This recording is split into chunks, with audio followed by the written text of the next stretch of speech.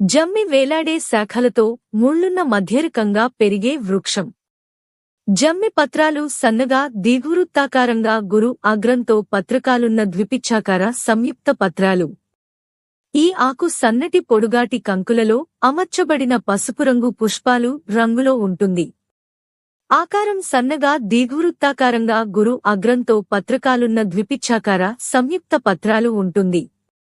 పరిమాణం వేలాడే శాఖలతో ముళ్ళున్న మధ్యరకంగా పెరిగే వృక్షం.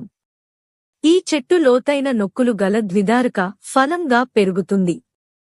జ్వరం, అరుచి, చర్మ రోగాలు, క్రిమి రోగాలను ఈ చెట్టు పోగొడుతుంది. జీర్ణ సమస్యలతో బాధపడేవారు జమ్మి చెట్టు ఆకులను దంచి పొడిగా చేసి జల్లించి నిల్వ చేసుకోవాలి.